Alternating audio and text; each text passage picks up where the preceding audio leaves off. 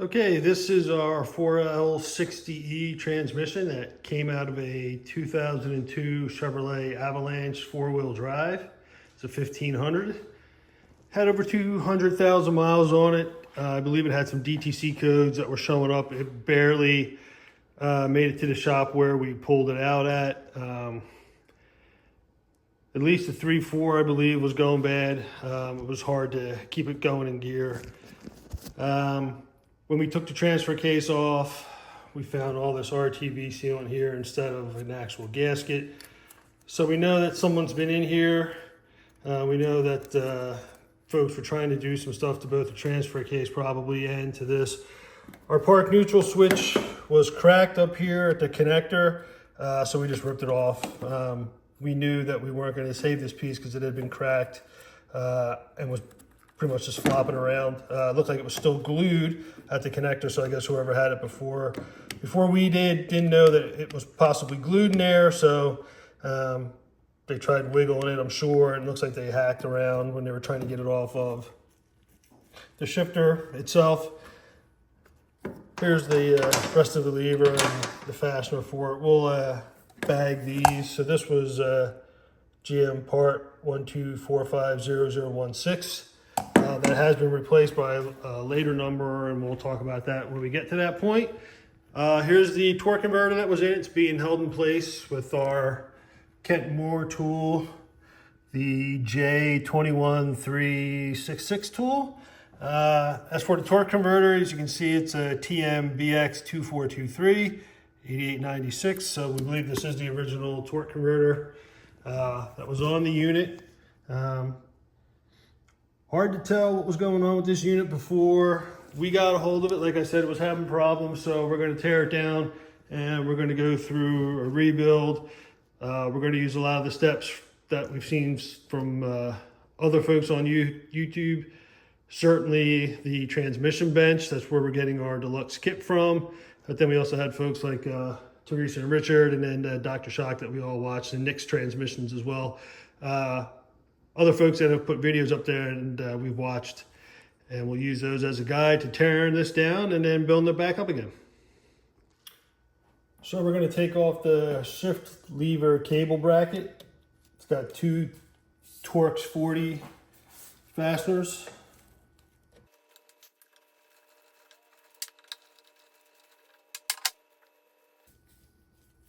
Don't see a part number on this one, but we'll look for it after we clean it up. So next we're going to remove the torque converter. And as we mentioned before, it's a TM-BX2423 8896 is here. We believe this is the original factory torque converter. In the exploded parts diagram for the 4L60Es of 2002, the torque converter is actually component number 1.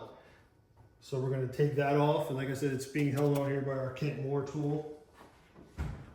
The GM part number, according to what we were able to look up, should probably be a 24213393.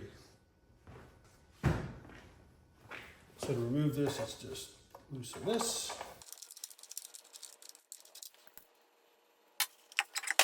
So we do have 2/951 here. Looks like some faded numbers here. Looks like a possible 2, a 9, and a 5, possibly another 9 there. Again, the same sticker here on the inside.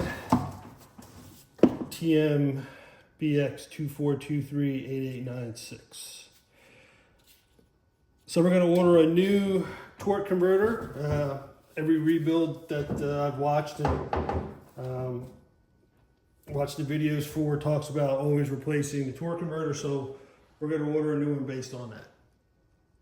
Up next is going to be the lockup O-ring, also called the turbine shaft seal. In the internal parts exploded view, it's part number 618.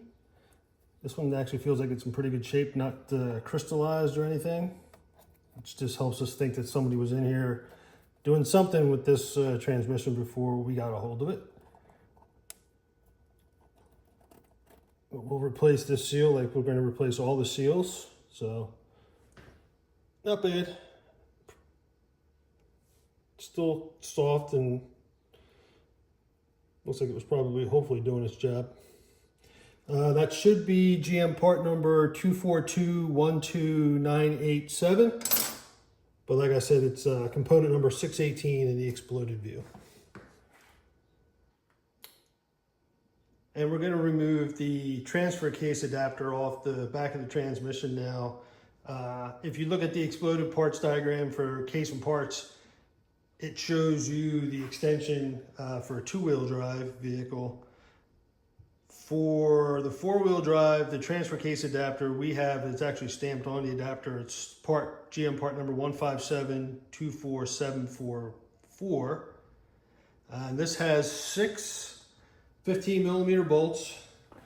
4 of them are 1, 2, 3, 4 here, and then there's 2 below. So we're just going to use a 15mm socket with a breaker bar to get them loose. The adapter or the extension in your exploded parts diagram is component number 31, and your bolts are component number 32.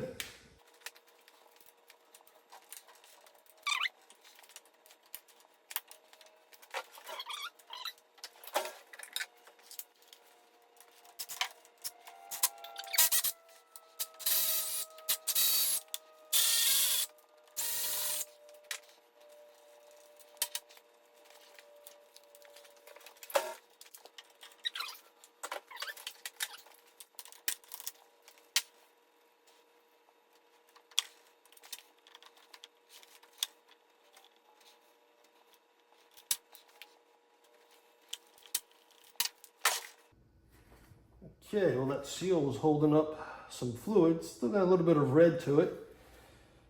We'll clean that up. But as we said before, looks like we have part number 157-24744 and then a YDC-2. And then we have a seal here as well. That seems pretty crystallized. There we go. And the seal should be GM part number 159-69051.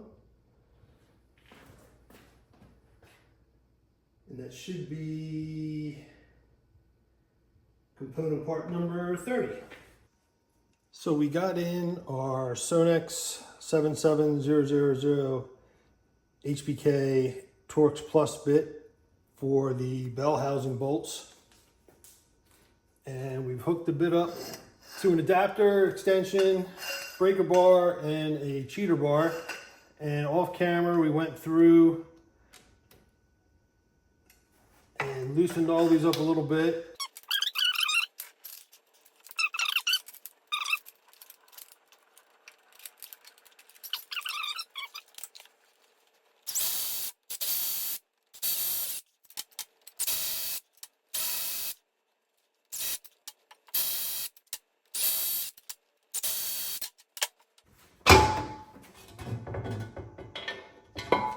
Okay, we're missing the larger cover. That's component number 98.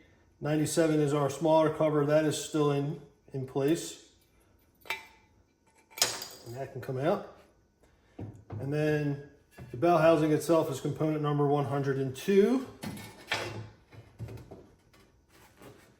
And then our bolts are component number 94. And these all look like they're still in pretty good shape.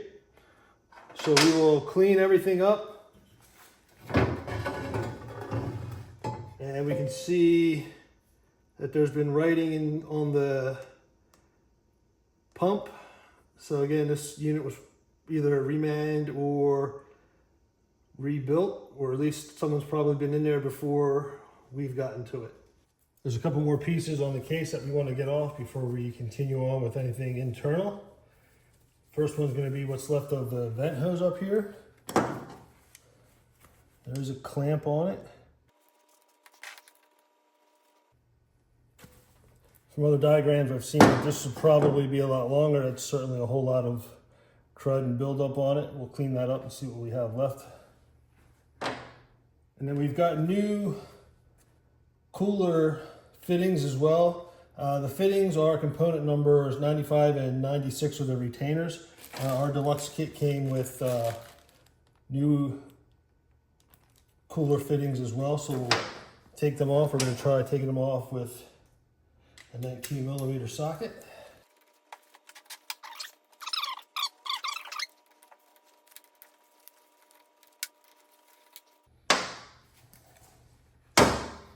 Okay, here's our pieces from out of the unit, and here's our new pieces. So we'll clean these up and bag them just to have. The retainer rings are not on them. They think they were left on the transmission cooling lines. One last thing we're going to try to do before we turn the unit over is try to get the 2/4 servo, band servo out. So there is a snap ring here.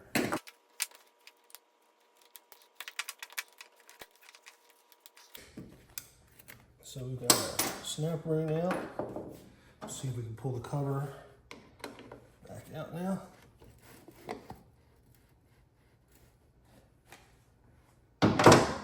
See if we can get behind it.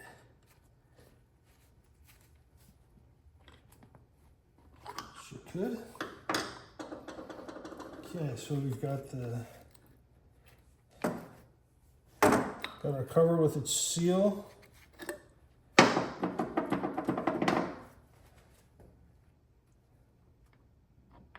And we've got our, looks like aluminum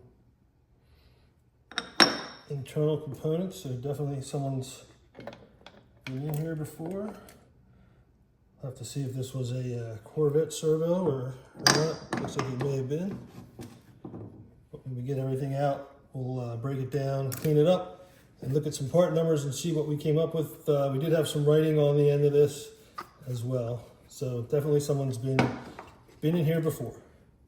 Next up is going to be getting the unit upside down so we can access the pan bolts.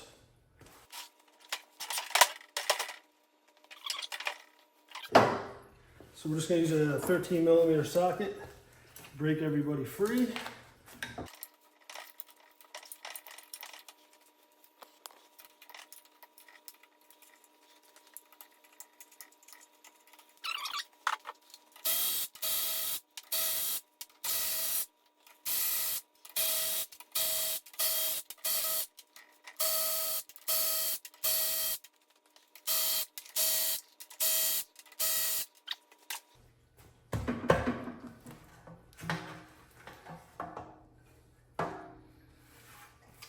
Here's our pan. It's got some crud material in there for sure. Don't see anything too sparkly though. We'll leave that off to the side right now. And we have our gasket as well. This is a rubber gasket. This will probably be getting replaced with a cork gasket.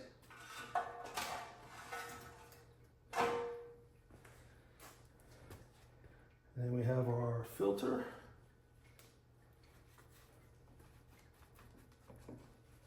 And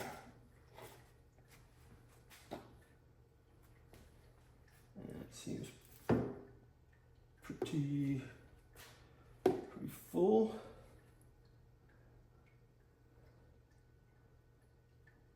Looks like it's pretty clogged up, potentially.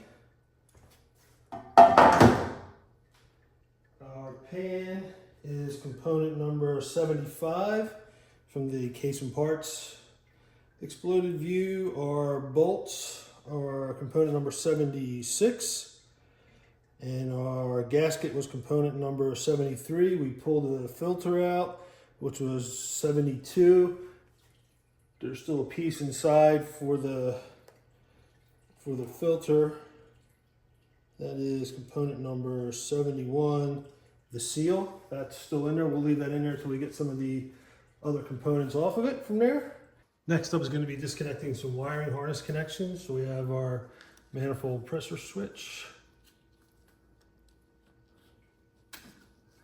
And then our solenoids.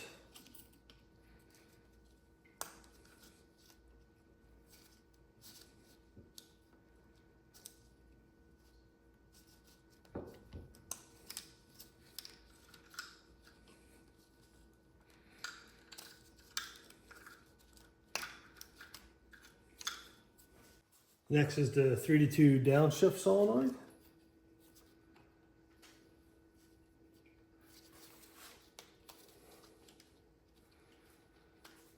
Next up is the EPC solenoid, and that is an older style spade connector we have here. So we'll try to push this guy off from this direction. Okay.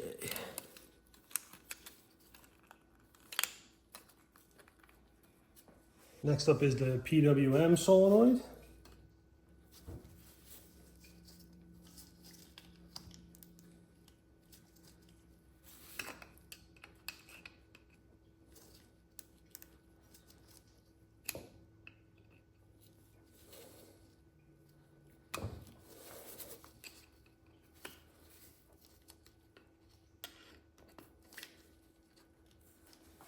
Next up is going to be the actual solenoid itself. So we have a retaining clip in here.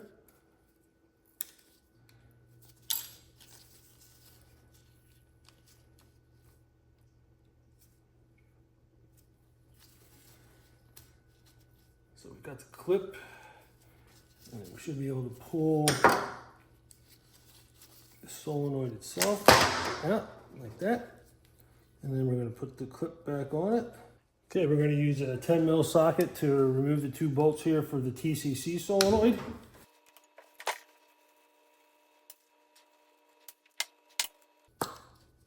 All right, here's our TCC solenoid, and we're going to loosen our harness here. This pops off of the tops of some of these fasteners. And we're just going to slide this guy off to the side for now. Next up is going to be our detent spring and bolt, using the 13 mil.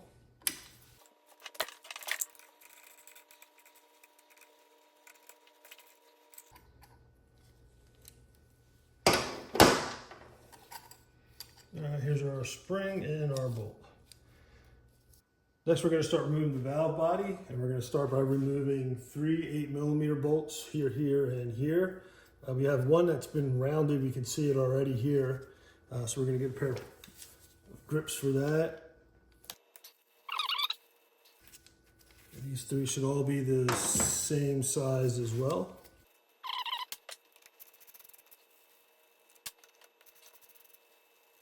Next up are going to be the 10 mil bolts. We've got 2 shorter ones that are here and then 3 longer ones here. We're going to leave the 2 manifold bolts on here for now. This bracket is component number 93. That's the dipstick stop bracket. So there's one of our short ones. Here's our other short one with the bracket. We'll keep the bracket, the bolt that came with it, and the other short bolt together. We'll put them in a bag and mark them as well. The bolts themselves are considered component number 62.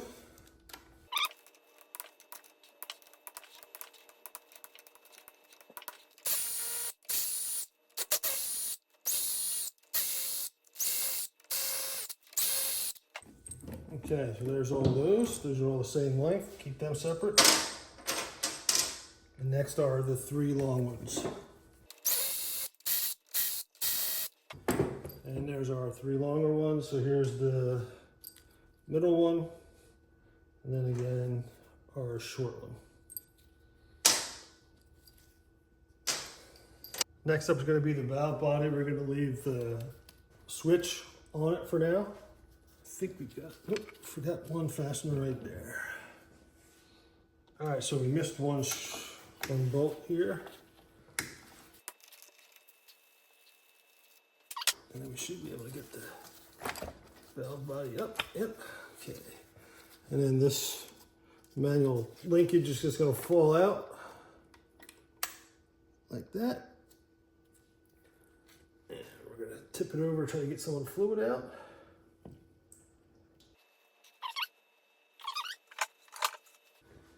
And then we're gonna look around and check the check balls next. So we've got 1, 2, 3, 4, 5, 6, 7 here.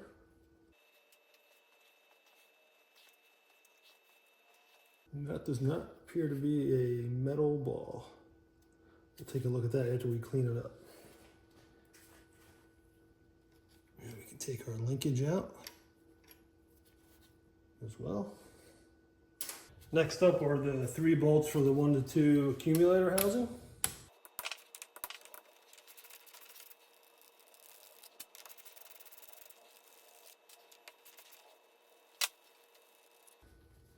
So we've got 2 shorter bolts and 1 long one for the housing. We'll keep them together. And then we should be able to rock the accumulator off. Oops, popped right off. Here's our accumulator. Okay, before moving on real quick, the accumulator housing, 1 to 2 accumulator housing is part component number 57. The 2 bolts are 58 and 59, with 58 being the longer and the 2 shorter ones being 59. Next up, we have 3 8mm bolts on the stiffening plate. And the stiffening plate is component number 53, and the bolts are component 77.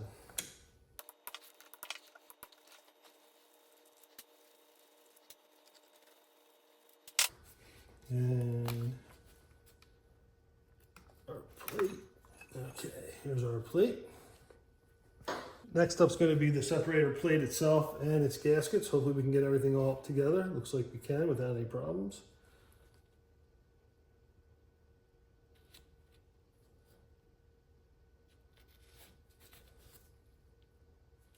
And we've got 2 filters in there that look like they're pretty dirty. Finally, there's 1 more check ball number 8, which should be right here.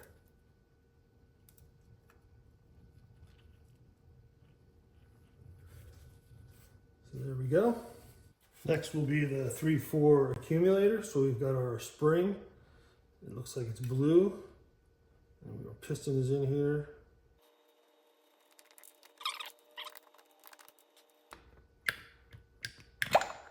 There we go.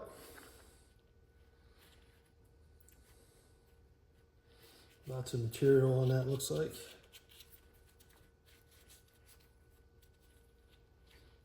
We'll put all 3 of these aside and clean them up in a bit. Next up is going to be the 2 13mm bolts holding the park ball assembly.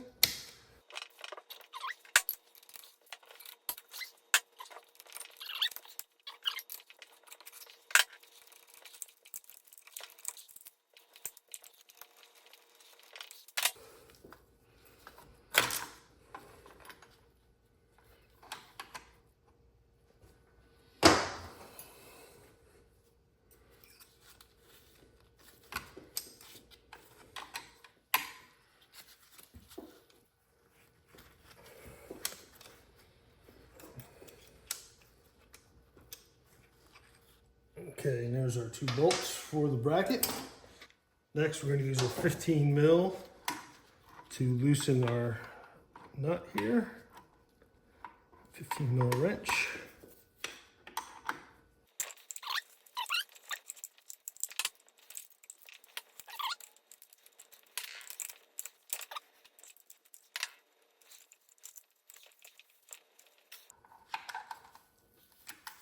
So here's our spacer.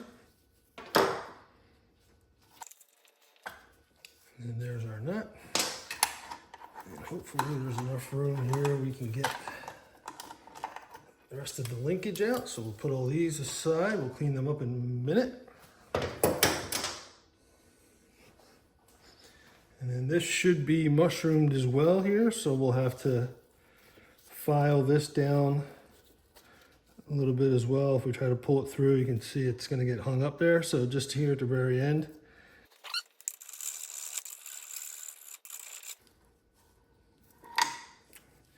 And there's our shaft. And this was the fastener that was on it from the other end. when we took the park neutral switch off. Next up is going to be the wiring harness connector here. We're going to try using the screwdriver method because I don't have a 12-point 1.25 inch socket. So we've kind of working it loose a little bit here, back and forth. And then we'll try applying pressure, pulling on the tabs. There's 4.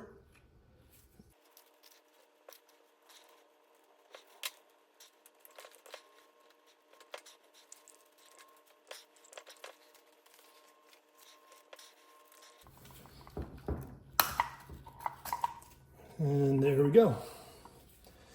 And there was a lot of fluid in there. We did notice that after we took the pan off of it, when the unit was upside down, that there was a big pool of fluid sitting on top of this, and then by the morning it had all drained through. Next up are going to be the pump to case bolts. So there's 7 13mm bolts.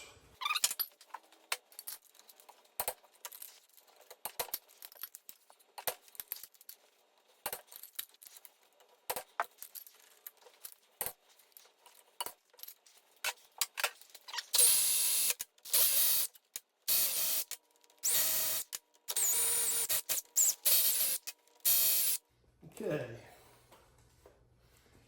our bolts should be component number 2 on our exploded diagram, and the washers that go along with them, and the seal actually is component number 3.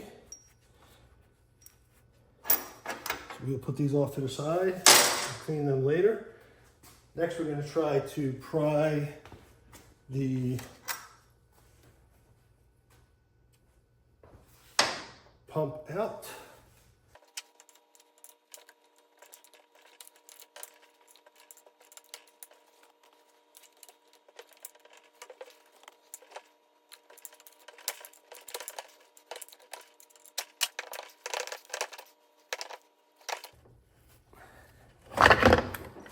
Okay.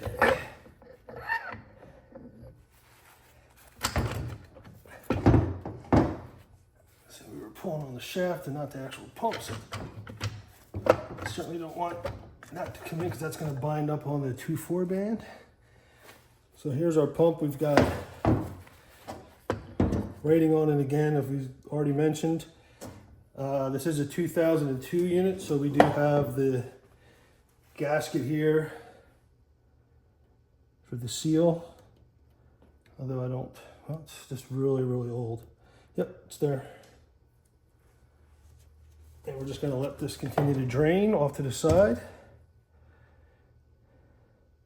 And then we'll put it on the table and we'll do the breakdown of this subcomponent later on. We've got that. And then we've got a gasket here.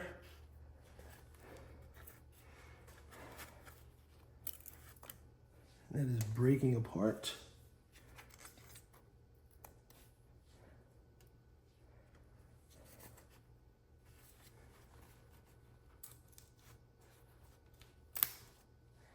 Yeah, this gasket is going to fall apart, it looks like, all around.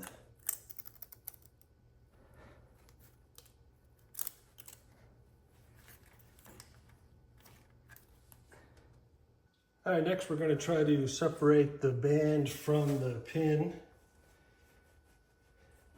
which should allow us to pull out this front assembly.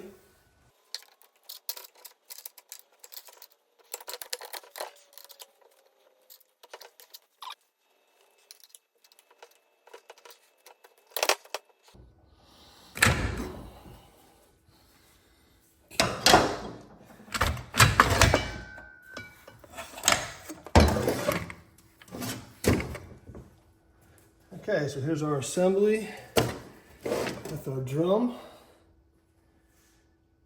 Let that drain a little bit before we do anything with that. We're probably just going to set this off to the side and work on that later. You can see some burning mark on it though. This doesn't look like it was very old. Here's our band. That seems to be in pretty good shape. Some other folks will have to let me know, but that does look like has plenty of material on it still, so this was probably a decent band. Later on, we'll check to see how straight and if this drum is reusable or not, or if it gouged any grooves into it. But for now, we'll set all this aside. One thing we forgot to do was to get the pin out.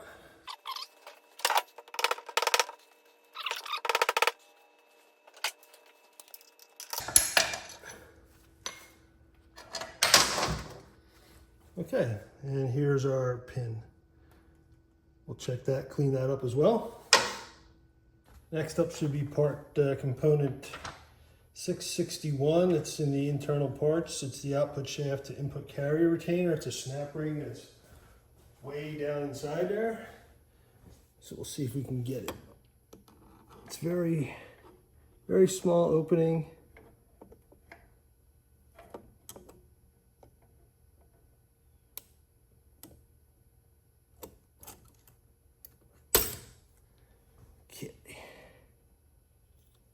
So here we go, part 661. Leave that off to the side.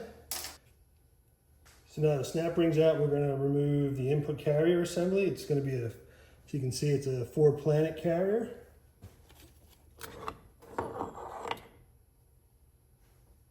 So that's part 662.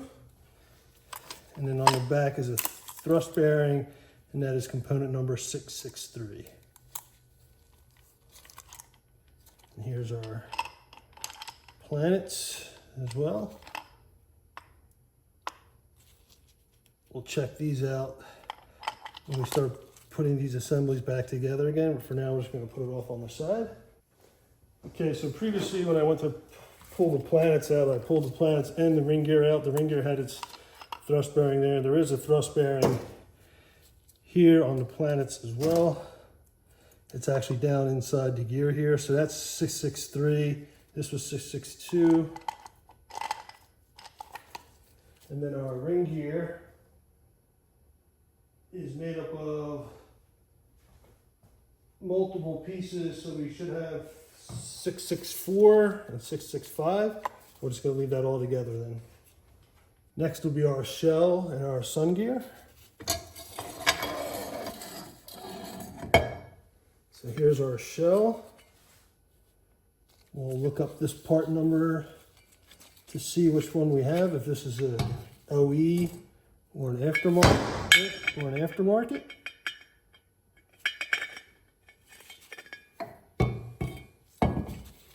We've got that. And then here's our sun gear.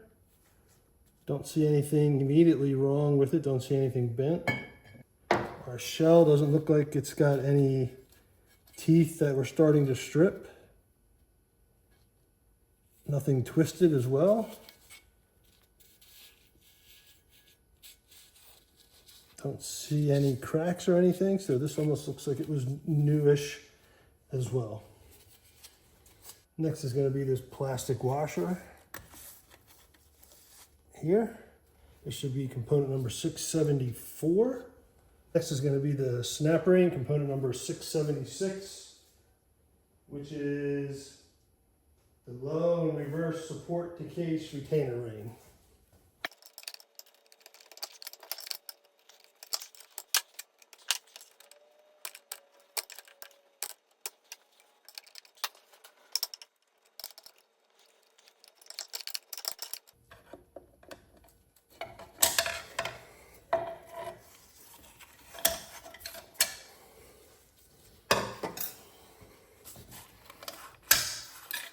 There you go, 676. Next, we need to get the low reverse housing out of the case, and in order to do that, we're going to tap it from behind with a block of wood. We're going to tap on the output shaft.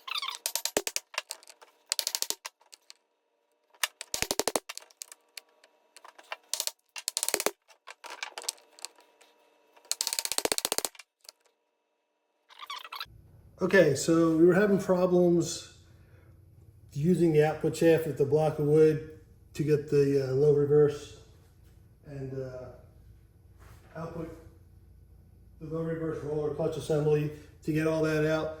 What we wound up doing is reaching in with a pair of snap pliers and pushing them against the case silencer. It took a while for us to finally get that spring pushed over enough that we were able to finally tap it. So now we can, and we had to do it all off camera because there was just no way to leave the camera running for that long. So here's the low reverse. We're just going to leave everything together here. Right now, we should be able to pull. Let's see. We got some clutches and everything falling out. We should be able to push the output shaft back through, I think.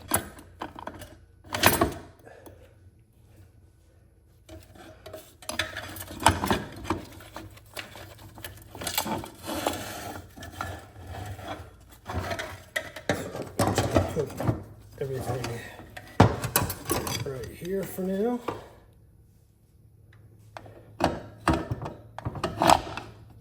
Our output shaft does not want to let go. It's going to come out this way, it looks like.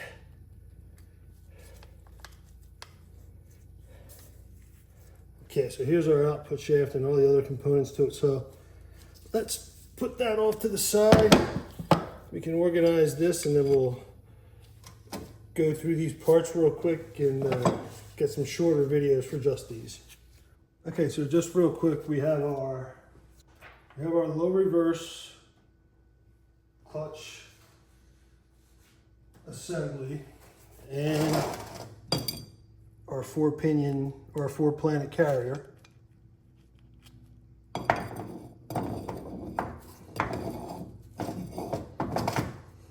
That also has a thrust washer on it. That thrust washer looks like it was a little warped as well. So we're going to take all these and move these off to the side.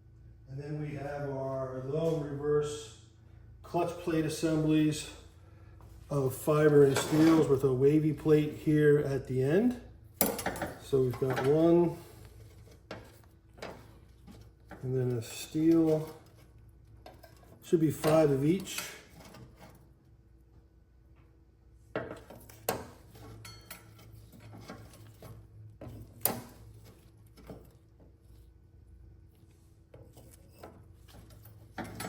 These are the turbulator type of plates with the holes in them.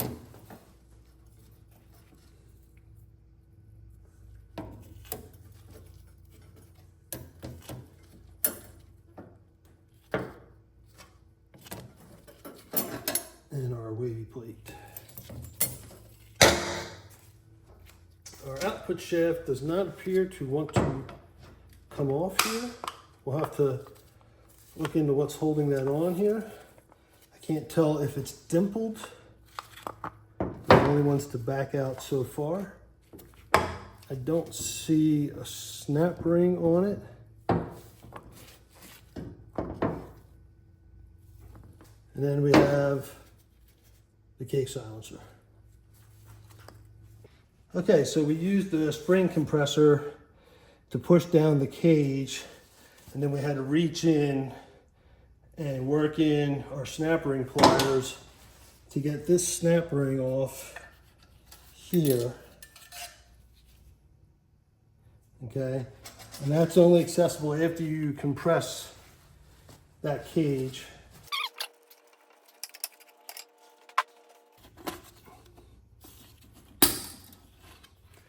And then here's our component 694. Okay, the last thing we need to remove is our low reverse piston. We need about 40 psi of air up into the passage back here. Okay, so as we said, our low reverse clutch piston was part number 395.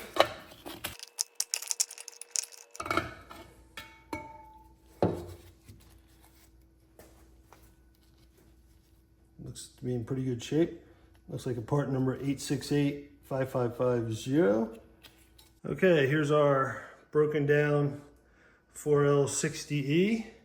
We've got some parts bagged. We've got a lot of sub-assemblies still that haven't been cleaned or broken down, like the valve body. Some pieces have been bagged though. Here's our wiring harness. Got a big bag of parts here. More sub-assemblies that need to be broken down.